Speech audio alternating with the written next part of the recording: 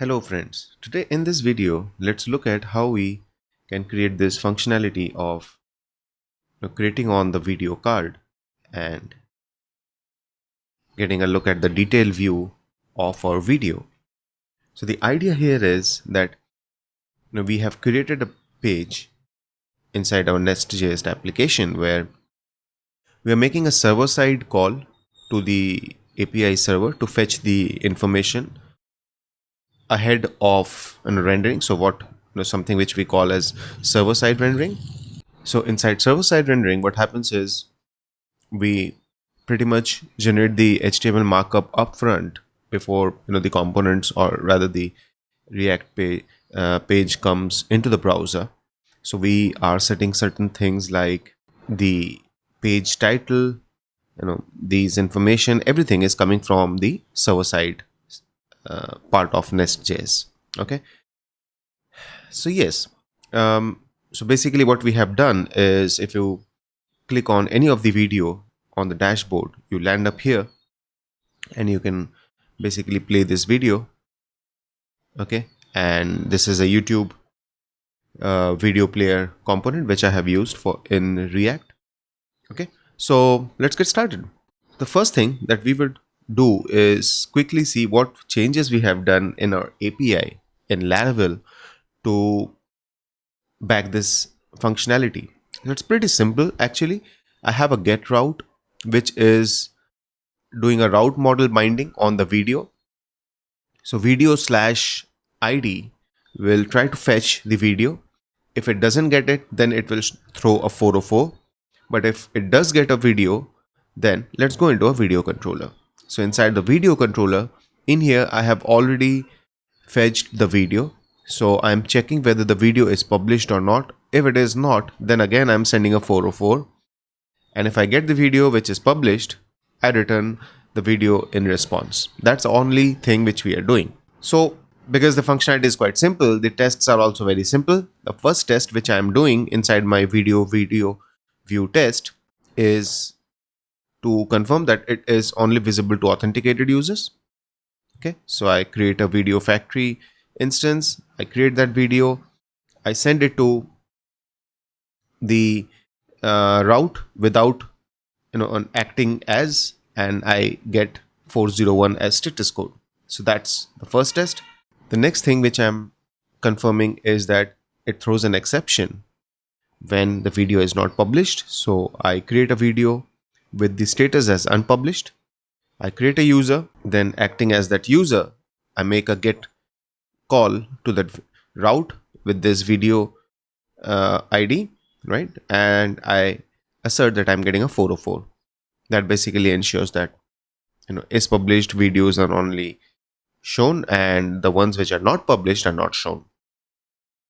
And the last one obviously is the happy path, where I create a proper video, I create a user, acting as that user, I make a get call, and I'm asserting that I'm getting that video with the title which was just created.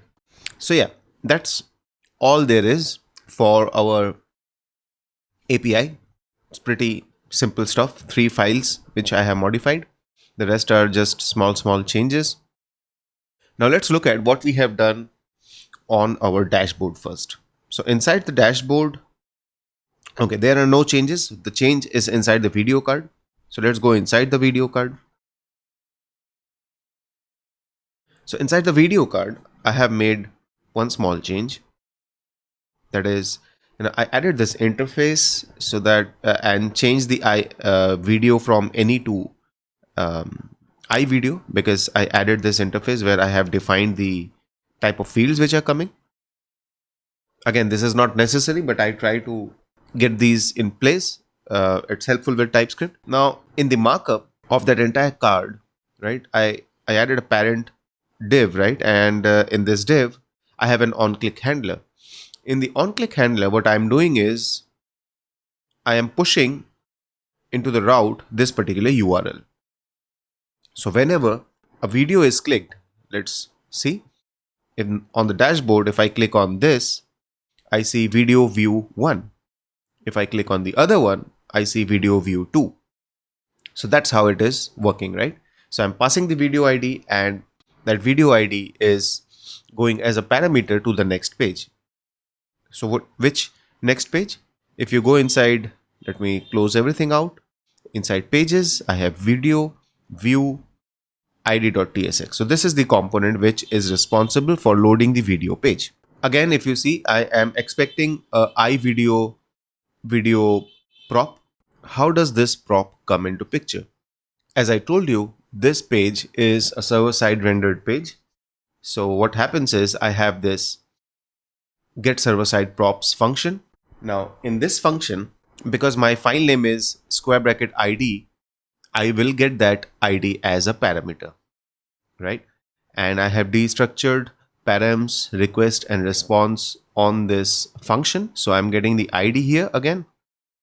And then I added a new method in my auth service, which is get user auth header server side. The server side is because previously we were using JS cookies, which could only fetch cookies on the front end, but here we will need the cookie data inside the server side. So we wanted to use a different cookie. Okay, if you see over here, I have JS cookie called as cookies, and the cookie which is available on the server side is imported as cookies. Okay, so there are two packages being used in the auth service. So the S cookies is initiated using the request and response. I get the cookie, I get the token. If I get the token, I'm sending that as the authorization header. And if I don't get that cookie, I am sending a redirect response, which will come over here. And what I'm saying is, if I don't get the authorization inside the header, then I return this information, and that will basically do what? It will redirect the user back to the login page, because I don't have a token. So that means somehow the user just typed in the URL and he is not supposed to view the information. Okay, I'll show you as a demo how that thing works. Okay, now once we have received the token and our authorization header, we make an Axios call to the URL service video view URL. This particular string is nothing but the API which we just created. So base URL API /video/ and then we are appending the video ID, correct? Because we have done a route model binding on the ID. So the ID is required, and we are sending the headers. Now obviously, again, if we don't get the response status as 200, which we are sending from Laravel, then we return the user to the dashboard, because it can be that the video is not published, or maybe the video actually doesn't exist. In that case, the user should go back to the dashboard page. But if we get the response, then what I'm doing is I'm returning an object which is props. Inside the props, I have video, which is my response.data. So this function, right, this server-side function, which is get server-side props, it needs to return an object which acts as the which sends the props to the main component when it is being rendered on the client end. Okay, so this function has sent this props.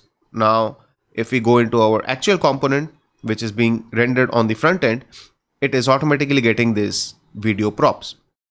So we destructured that. We got the title, the video ID, and the description. Pretty simple stuff. In the layout, I have the title. I am printing the title over here. I have also added the page title, because this page title property will ensure that the layout head title is also populated with that. Okay, and then I have a card in which I'm showing the description, the video player, and also on the next column we have the comments tab, which we will generate later. So if I click over here, you can see I'm getting comments. The next thing is, how are we going to display this video? That's the next part which we would like to see. So as you can see, we already have a video player component. We are sending the video ID to this video player component. If you remember, the video ID is something which we were getting from our model because we have done certain things. Let me open up the video model. Sorry, not user, but rather video. In the video, we have this get video attribute, right? That's how we were getting the video ID. That video ID is used here inside the video player, I have sent that so that I can load the video player, rather the YouTube video. Okay. Now in this component, I am doing very basic stuff, which is, import YouTube from React YouTube. This is the npm package which I'm using. It's a very nice package where you have a lot of events also available. For example, when the video has started, when the video has paused and stuff. So we can do things with that, but at the bare minimum, it allows you to create an instance of a YouTube player once you pass the video ID, which is a string. Okay, so the page is doing the formatting.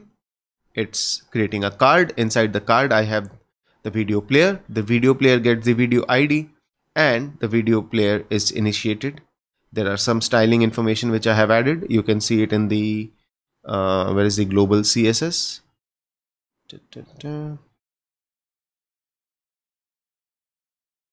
Okay.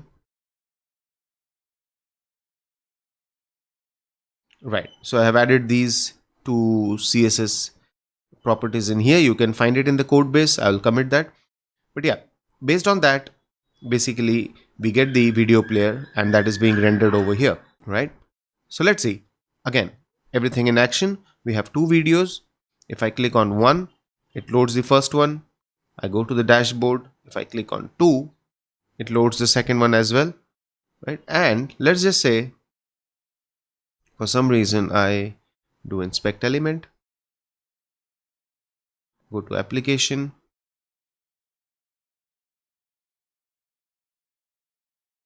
inside cookies, I clear everything out.